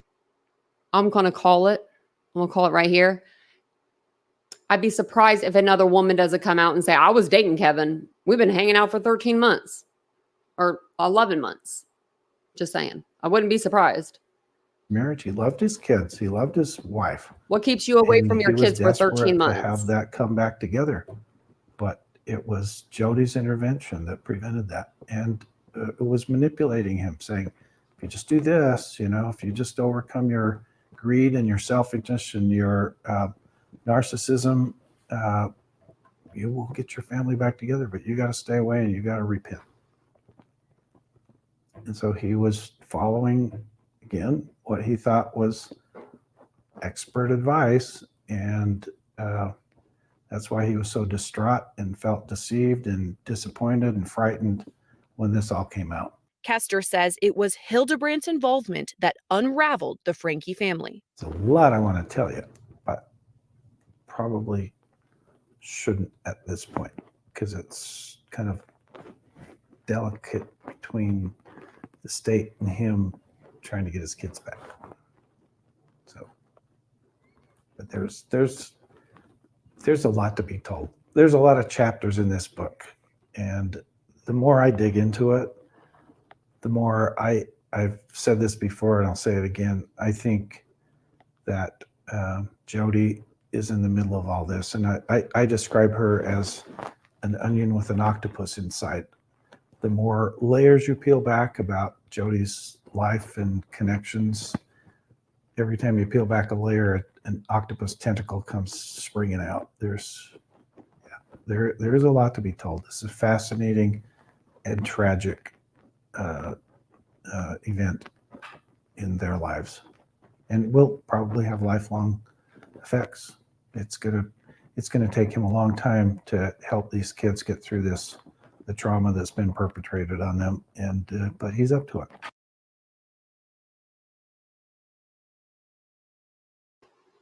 He should be arrested. That lawyer should be arrested too.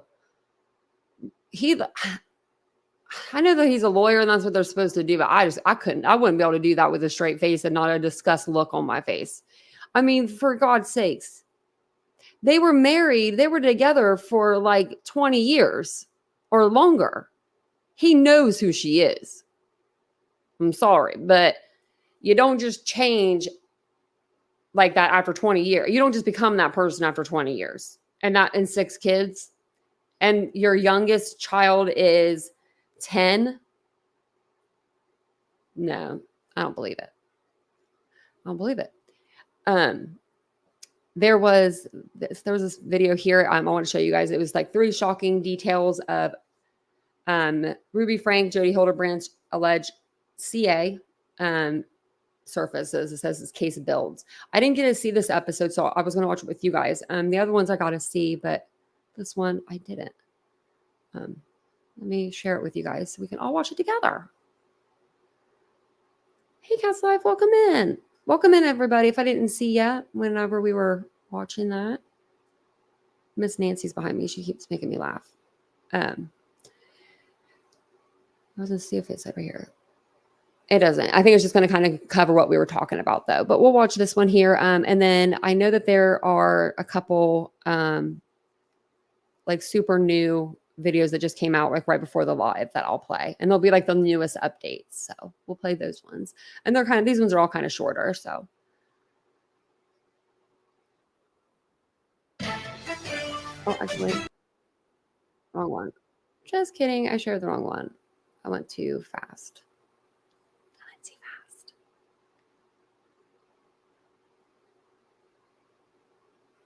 It's this one. I don't know why it won't let me share it, but we're going to try one more time. I'll try it again. It's my fingers. There we go.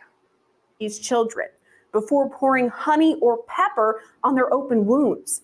Jodi Hildebrandt is the founder of a therapy group called Connections. When Ruby Franke stopped updating her YouTube channel, 8 Passengers, she started collaborating with Hildebrandt, appearing in videos on the website and social media. Anytime you think I want, fill in the blank, I don't care what it is, that is not love. Mm-hmm. Love is a gift that you offer because you have generated it inside yourself. And how do you generate love? Well, the only way to generate love is you use your agency to choose principles of truth. Hildebrandt and Franke use the platforms to talk about everything from childcare and parenting to mental health and marriage. But concerning tactics used by both women are now starting to come to light. Online who hate me, who would like to cancel me, who would like to see me either burn in hell, as I have told, or disappear off the face of the earth. And I'm not going anywhere. On August 30th, Franke's 12-year-old son escaped from Jodi Hildebrandt's home in Ivins, Utah. The boy had obvious wounds and had apparently been tied up with duct tape. He ran to a neighbor for help, asking for food and water and for the neighbor to call police. We know there's been problems at this neighbor's house. He's emaciated, he's got tape around his legs, he's hungry, and he's thirsty. First responders found his younger sister inside Hildebrandt's home with similar injuries.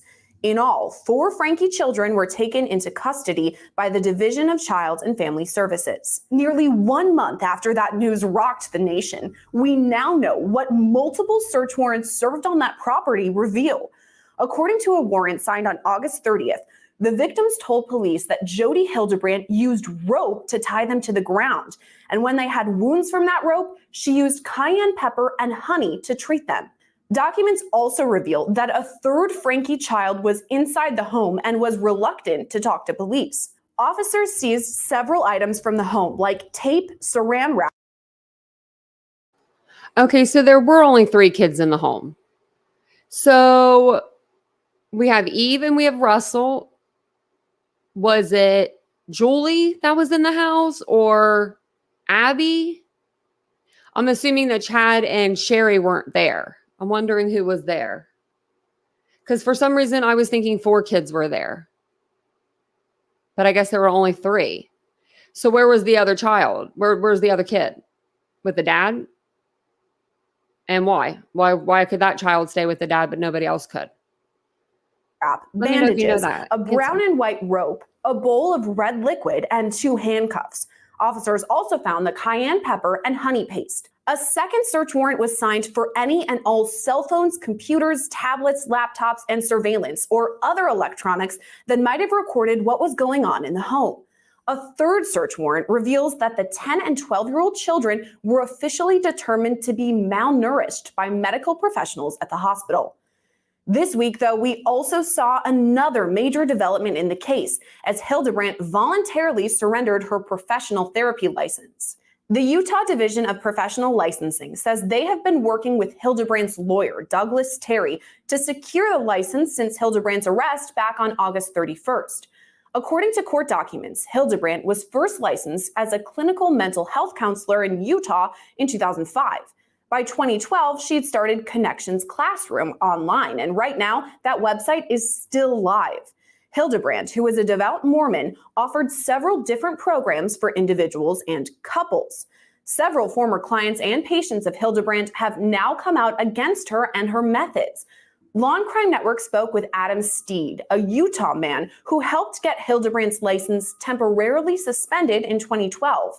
Steed was recently married with 1 child and another on the way, attending Brigham Young University in Provo, Utah, when his bishop recommended he go to marriage counseling with his wife. He says Hildebrandt discussed personal details about him without his permission with leaders of the Church of Jesus Christ of Latter-day Saints. Steed spoke with Anjanette Levy for Law and Crime Network's Sidebar podcast. Jodi Hildebrandt's more sophisticated than a normal person in a lot of ways. She evolved into what she became. You know, she would put us in a phase 1. There's phase 2 and phase 3 of the particular group she was in at the point. And phase 1, it wasn't very intense. It was lighthearted and fun. And, you know, think of like a PG movie or something, and a lady that's just charismatic and fun and teaching these principles about delusion, denial, and all this kind of stuff. Codependency, using small examples in people's lives where they didn't realize they were in this state and the whole room laughing about it. That was phase 1. And it was, you know, couples, all happy couples thinking they were with this incredible lady. You know, when she separated the couples into all women and all men groups, then after she gained everyone's trust, then really bad things began to happen. And what's different in my case is that when I chose to leave this like cult-like group,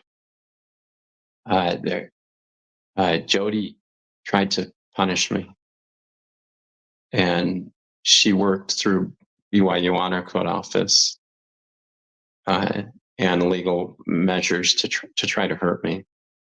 And I have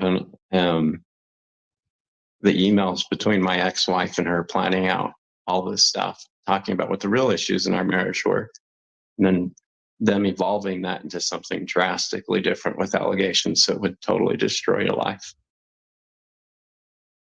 And how that evolution happened from what they originally were like is just astounding. I had to come forward because when I heard that they were doing the same thing to those little kids that they did to me to hide their crimes, it was totally predictable. And I knew my records would just completely show the world the truth of how dangerous this lady really is. And clients that are close to her that are probably not really good people in the first place, but that she enhances their abilities under her guidance to do incredibly criminal things. Law and Crime Network also sat down with Randy Kester, the attorney for Ruby Franke's estranged husband, Kevin Franke. Kester says that after Ruby Franke initiated a separation between the couple, Kevin Franke received counseling from Hildebrandt. During the separation, Kevin was attending men's groups that were facilitated by Jodi, and during those groups, he was being downgraded and diminished, and told how bad he was, and that he needed to repent, and that the best way to repent was to not infect his family with his problems, and so that's why you need to stay away. He wasn't the only one in those men's groups that was undergoing exactly what he was undergoing at her suggestion and recommendation.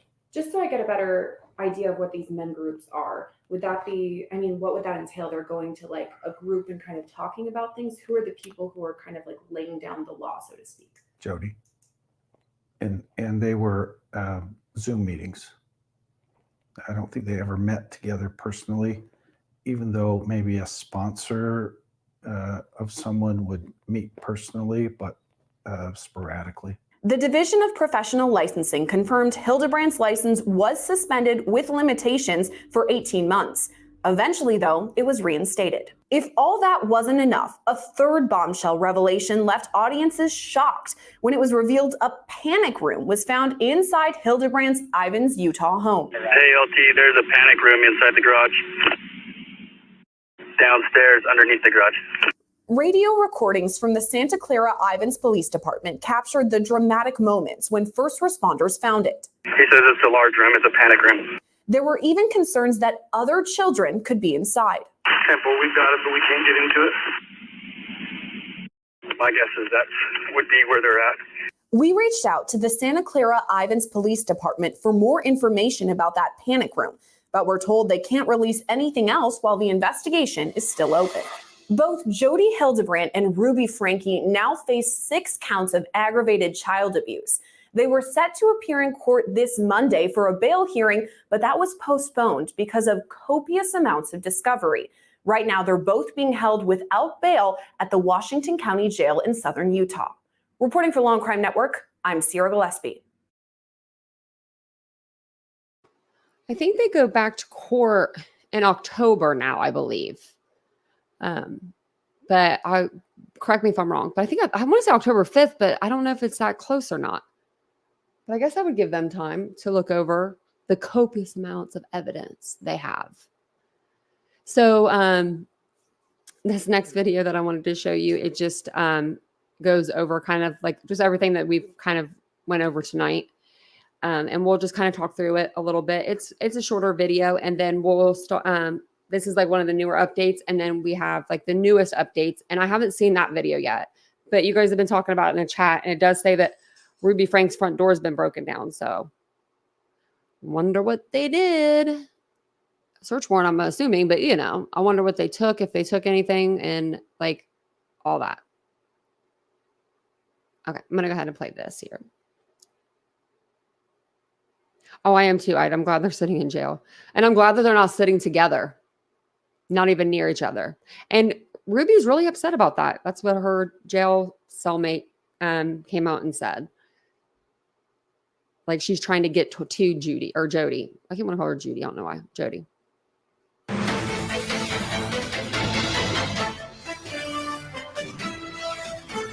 Tell me exactly what's happened.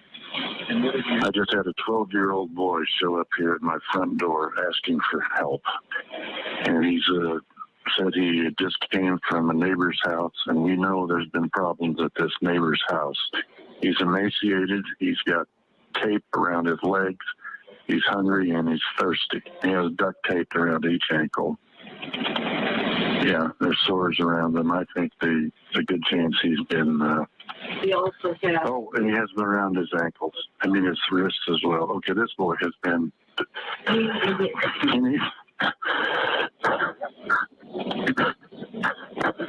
This kid has obviously been...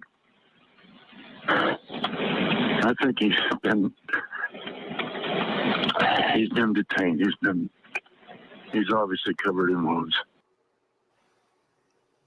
You would think that this 12-year-old boy had escaped. You know, he'd been abducted and he was put in someone's dungeon and made his way out, and he was just looking for some food and some water.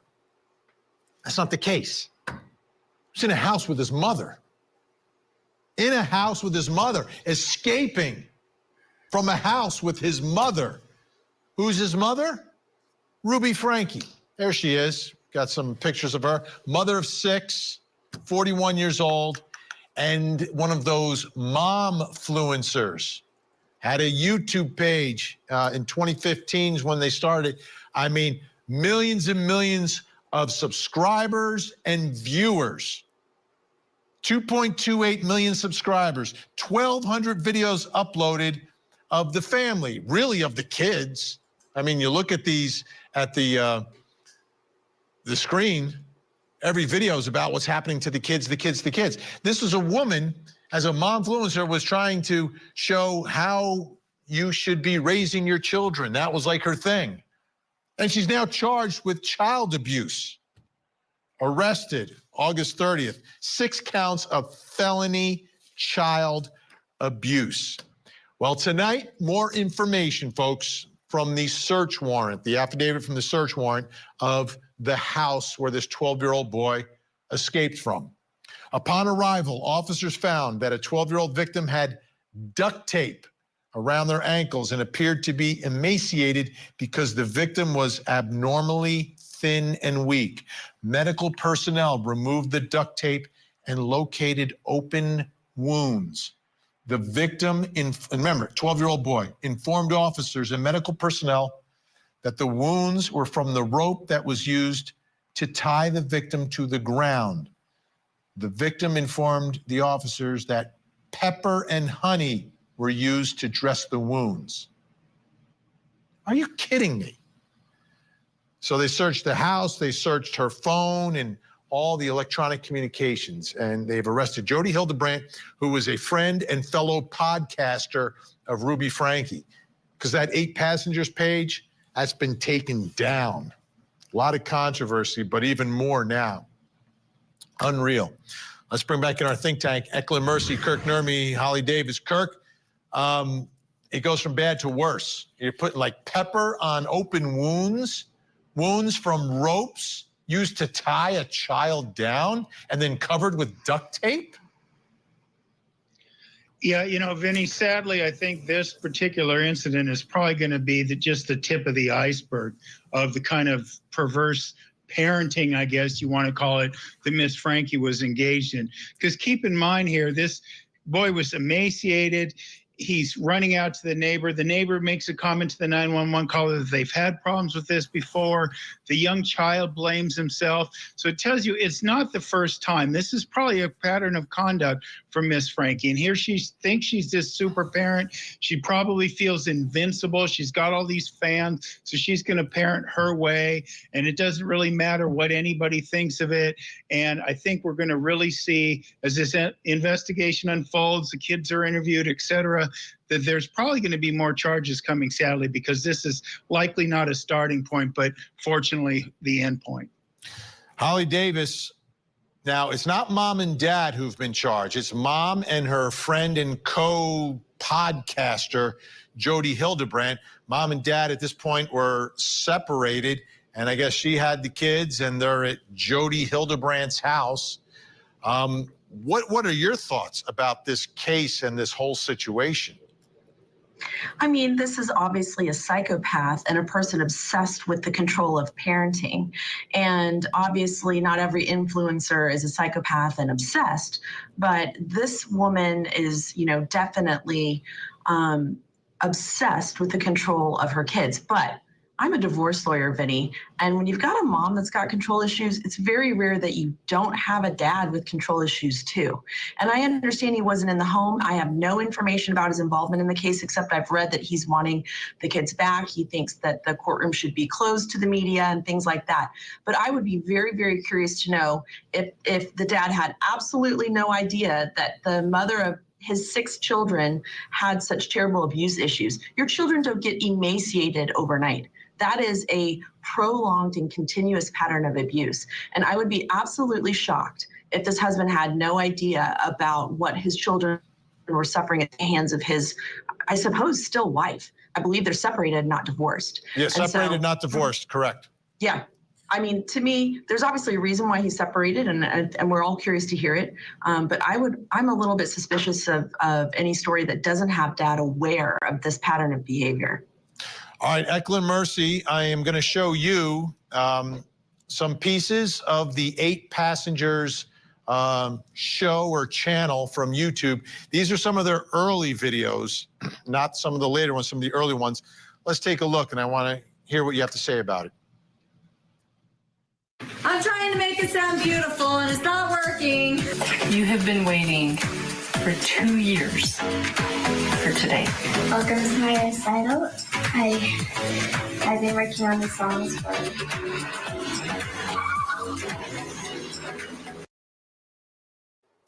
Okay, so I just looked up the honey. I haven't looked up the cayenne pepper yet.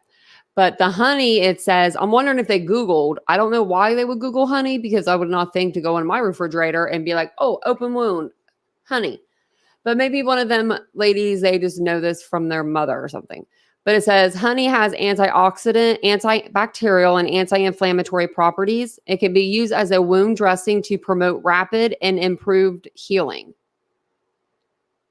Wondering if she was trying to rapidly get these wounds to heal because they needed to go back home to their dad or something. I don't know. But it says that it has like almost like a hydrogen peroxide, has hydrogen peroxide content. Okay. I'll look up the other while we're watching this video, but I want to let you guys know that. But I would still never put honey on my child's wounds. Not with duct tape and saran wrap. Come on. Once a year on Thanksgiving, I want to at least see you in a half decent shirt. That's not his school uniform. And you look handsome. And he doesn't want it to be recorded. Helping grandma in the kitchen. Getting ready for our big feast.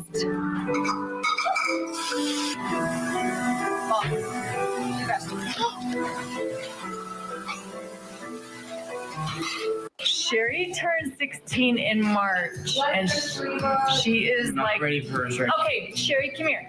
Sherry, are you looking more forward to dating or driving? I get the feeling that you are more like the typical poster child for the dad who is mean to the boys as they come to pick up their daughter. Mean. Now that she's turning 16 this spring, I'm like, oh my word, you really are emotionally ready.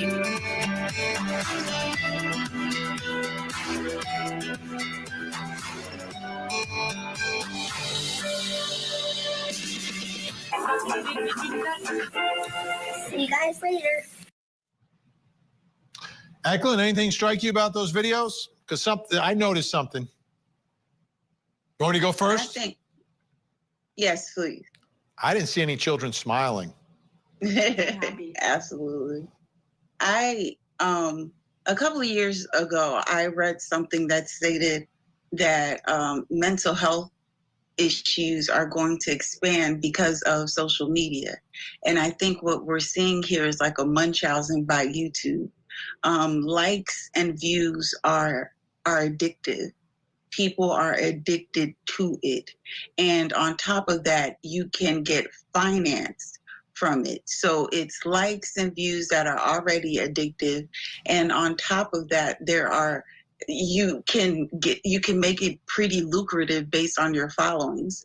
So it's a breeding ground for narcissists. It's just, and that edit button essentially gave them the world. So we're going to see more cases like this, unfortunately, because social media and because of the supply and demand. It doesn't matter what your house looks like in the back of the screen. What matters is what can garner the likes, what can garner the views. Yeah, that's such a great point, Kirk. I don't know if any of this behavior actually happens, but for the ability to put it on YouTube. Well, keep in mind, though, Vinny, we're not seeing the abuse on YouTube, right? We're seeing the byproduct of it. But my guess is that this was probably her parenting style even before YouTube came along. Maybe her kids presented out in public as great, and she decided to start this YouTube channel. And that is, as Eklund said, maybe a bit of narcissism, and it comes out. But I think whatever was there, whatever mental problems were there in the parenting style, I don't think putting videos together gets someone to a point where they're going to abuse their children, where they're going to emaciate them, and they're going to put them with duct tape. I think that's inside someone to begin with, and if they decide to actualize it somehow on social media, I think that's a different issue of narcissism, not the abusive personality. So, Holly Davis, what do you think happens to the children, ultimately? The ones who are still not 18 years old? I think they're going to be a part of this investigation. I think they're going to hopefully have a voice and say, who did this to you? And tell us more about the circumstances you were found in. And then I hope that the system does a good job. And I hope that the Child Protective Services in the trial is going to do a good job of giving them their voice. And then I think that they deserve to heal. I understand that the oldest daughter, who was not a victim of, or who wasn't found as part of this investigation, is wanting to sit in on the trial. I would expect her to participate. It'd be very interesting to see if she chooses to participate against her mother. But I expect we'll see that since she's about 20 years old. So I think this is something that the children deserve to have a voice, and then they deserve to try to heal. Yeah, I saw, speaking of social media, I was flicking through today and I saw something that really stuck with me. He said, the definition of success: when your children as adults want to spend time with you. That's success. So I don't know if she's going to be successful. That's probably the truth. Success is if your children want to hang out with you as adults. That's sweet, Vinny. Yeah, so cayenne pepper was a big no-no in the open wound. So no cayenne pepper. We shouldn't do that. But the honey was, but I think the honey, I don't think that was made. I don't think they were putting that in there for rapid, health benefits for the wound to, heal fast or anything. So I guess that they kicked in the door, knocked in the door, busted in the door at Ruby Franke's house. I believe her house is the one right behind this lady, actually. And they have it like taped up, I guess. So they must have served a search warrant. So if this is the newest update that's come out that I know of since we started the live anyway, and you know how these cases are.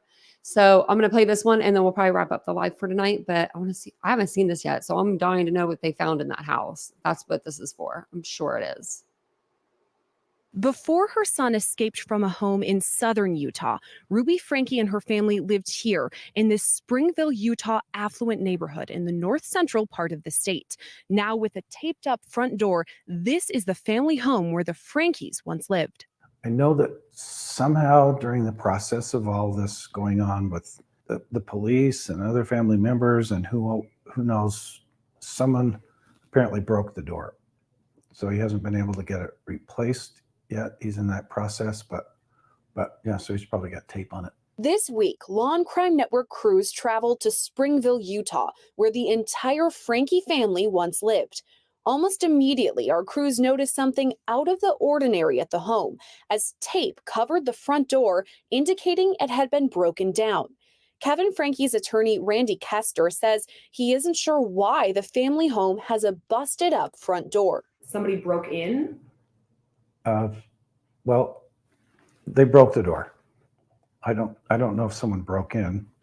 I mean, family members have had access to the home, so I don't think they had any reason to kick the door down, but someone broke the door. Kester says his client is back in the family home in Springville after spending more than a year away. While he wouldn't say where Kevin Franke was staying, other than somewhere in Utah County, Kester did say he moved out at the insistence of Ruby Franke and her business partner, Jody Hildebrandt. Kevin very much loved his children and loved his wife and had a strong bond, an exceptionally strong bond with all of his kids. You've seen pictures of their family together. He was involved in all sorts of activities. He was a great dad. But Ruby felt like there were differences in their marriage, and at one point, in conjunction with Jodi Hildebrandt, it was sort of like, we have to separate to save our marriage. We'll keep working on our marriage, but for now, if we're going to repair our marriage and be back together as a family, you have to be away, and you have to work on yourself, and don't have contact with the kids. Don't have contact with me unless I initiate it. Now known the world over as an alleged child abuser, Ruby Franke and her family first gained notoriety on their YouTube channel, 8 Passengers, sharing videos of their family's life to more than 2 million subscribers. One thing that I think is very, very harmful is inappropriate memes. There are some hilarious memes out there, but there are also some memes that are just downright nasty. And I think it's important that we know what our kids are looking at on their Instagram feeds. Chad hasn't had a flip phone, a smartphone, any kind of phone, and it's been over a year. Mm-hmm. And I still have no intention of returning a phone. Abby, we took the phone away from Abby in November. And you may never get the phone back. Probably not. Eventually, Ruby segued from the now defunct 8 Passengers channel to a new organization called Connections, which she contributed to with Hildebrandt. How did Jody come into play with all the family? Through Ruby, but I don't know that entire story. I just know that it wasn't very long after they were introduced to her that she and Jody created this Connections network and started podcasting again. Kester says he's unclear whether the family's national exposure on the 8 Passengers channel affected its dynamics. He does, however, allege that Jody Hildebrandt instigated the separation between Ruby and Kevin. I don't think he's made that parallel. I don't think that he believes that's what led up to this. But what I can say, at least it's my observation, that while the family may have had some struggles prior to Jody coming into their lives, it just kind of seems like to me, and this is my personal opinion, that once she got involved in their lives, it just destroyed his family. Focus has been on Kevin. Where was he? Why was he absent? How does that all happen? So he was doing that at Ruby's direction, who I think was being directed by Jody. This is the way that you've got to repair your marriage and repair your family. So they were all sort of kind of being manipulated, and this is just my opinion, by Jody. And I think she knew what she was doing, and it was causing significant damage. And so when Kevin's critics are out there saying, where was he? He was acting at the direction of what he thought was a competent mental health care provider and advisor. And to me, the better question is, what kind of mental health care provider would advise a family and a husband and wife and a husband and children, or a father and children, that this can repair your family if you just stay away from each other. And I'm confident that she told that to Ruby. I'm confident that the children are being told that, and Kevin was certainly being told that I know what I'm doing. You need to stay away. Last month, Ruby Franke and Hildebrandt were arrested about 250 miles south of the Franke family home in Springville. This after Franke's 12-year-old son escaped from Hildebrandt's Ivins, Utah home, running to a neighbor for help. This kid has obviously been, I think he's been detained. He's obviously covered in wounds. 2 Franke children were taken to the hospital for treatment after they were found emaciated. 4 of the kids are now being held by the Division of Child and Family Services. But according to his attorney, Kevin Franke hadn't seen his kids in more than a year and didn't even know.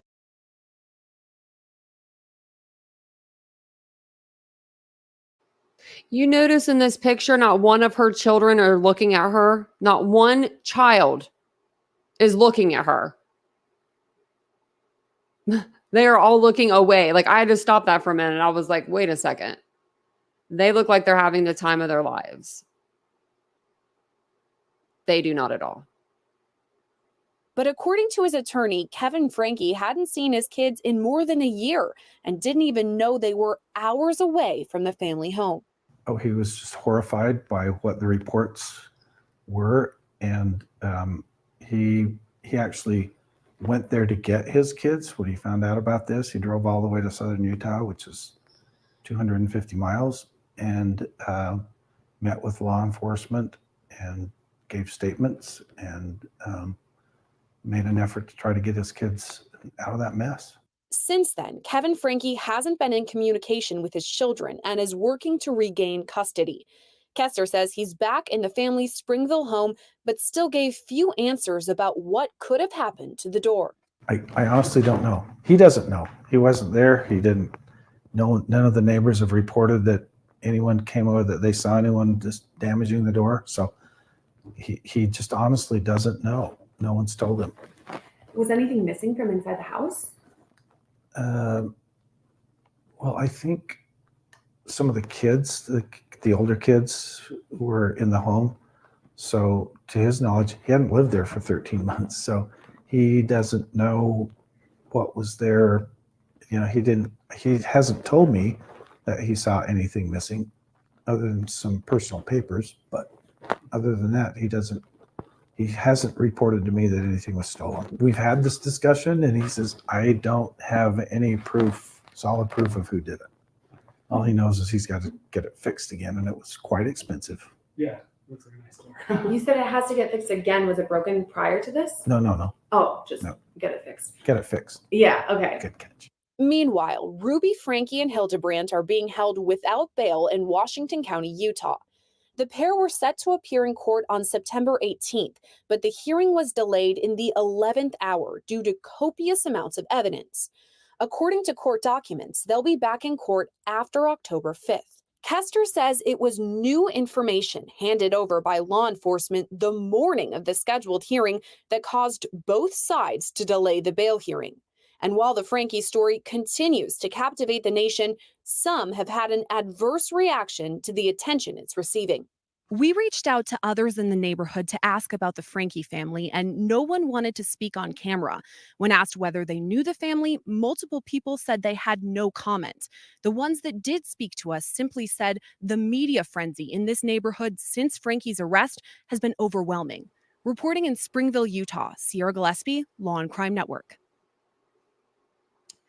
They probably weren't expecting the news to show up to their neighborhood. But that is the latest on Ruby and Jody. They're a mess. I mean, first it was the kids. She was blaming the children. Then she was saying the children were watching porn, but really not that. The other word. It's just one thing after another. And now we're hearing about their open wounds, which we already knew there was open wounds, but we didn't know like the degree. And we didn't know that they were being saran wrapped and pepper and honey being put on them. My Lord. I would say hold the saran wrap, please. And the pepper. Like, I don't know what those ladies were doing. I really don't know how you get, I mean, we've seen the progression. If you watch any of the 8 Passengers videos, you'll see the progression of her getting worse and worse. But I don't know why they haven't done anything about Kevin yet. I mean, he should be sitting in the pod next to her, in my opinion. I feel like Sherry, their older sister, is going to be a driving force behind a lot of this. And I think that hopefully she'll be able to get custody, because I know that she wants custody. And I believe that she should get it. If that's something that she wants and her siblings want, then that should be, given, because they do need family. But they don't need the parents that they have, in my humble opinion. But thank you guys all for being here tonight. Tomorrow we're going to get caught up on Idaho. We have a lot to catch up on. And I'll have a video out tomorrow morning or afternoon sometime. It'll be over like the K-bar knife and what they feel like, what they look like in depth. I did a video. I went into a knife store and we saw one and we got to like hold it and look at the sheath and stuff. And I don't know, it's a lot different than I thought it would be. So that'll be the live for tomorrow night. But we will be checking back in with Ruby. They said that she goes back into court after the 5th. I don't know if it's on the 5th, but it said after the 5th on that last video. So I'll keep you guys updated with any new information on that. And I will see you guys all in the next live tomorrow. So I hope you guys all have a great evening and have a good weekend if I don't see ya. Bye, guys.